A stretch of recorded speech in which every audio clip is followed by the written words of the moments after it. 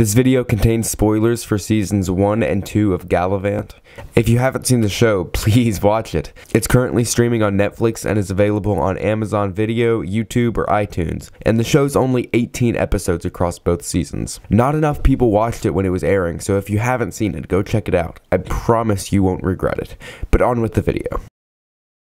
Hypothetical. You're running a moderately successful TV show, which happens to be a comedy musical set in the Middle Ages about knights, kings, queens, squires, and princesses, but that's not important. Your show's been a hit with critics, but can't manage to bring in more than decent ratings. However, the majority of the show's viewers are massive fans. At the end of your premiere season, the chance of a second season is very up in the air. So the question is, how do you wrap the season up?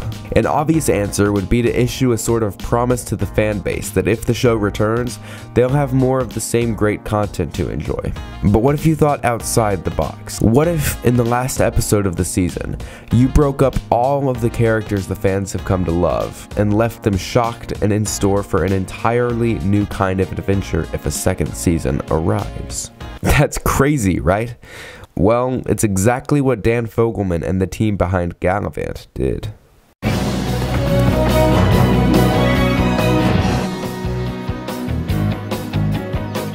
Galavant, created by Dan Fogelman, debuted on ABC on January 4th, 2015. It features a disgraced knight, Galavant, teaming up with his squire, Cid, and a princess, Isabella, to retrieve Galavant's love, Madalena, but Isabella's land from King Richard and his guard, Gareth. The show uses tongue-in-cheek humor and clever writing to turn a seemingly played-out narrative into a twist-filled and hilarious adventure, joyfully obliterating the fourth wall in the process.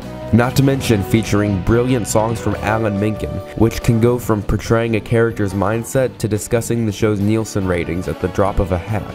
I watched the premiere opening night and instantly fell in love with the show. I loved the sense of adventure, the characters were excellent, and the humor was right up my alley. And after having just binged the show on Netflix, I realized how smartly the show progresses from the first season to the second. Think about the character arrangement I just spoke on. In only 8 episodes, Galavant explores each of these relationships incredibly well.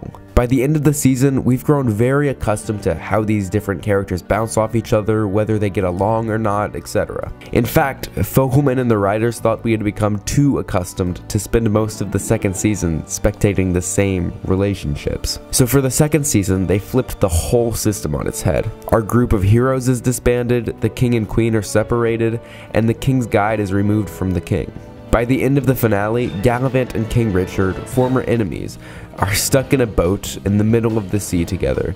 Isabella is, for all intents and purposes, captured to marry her 11-year-old fiancé. And Cid comes right between Madalena and Gareth. And the show fully follows through on this idea, with the pairs from season 1 not reconnecting until the final episodes of the season. I want you to think of 2 completely separate people in your life. Do you act the same way around both of them? This is one of the most genius aspects of the second season of Galavant. By the end of the first season, we feel like we know all of the characters pretty well. By surrounding each character with different characters for them to interact with, we realize that there's so much more to learn about all of them. For example, Cid and Gareth share a heartfelt arc in the second season. Do you know how many scenes they had together, just the 2 of them, in the first season? None. Not a one.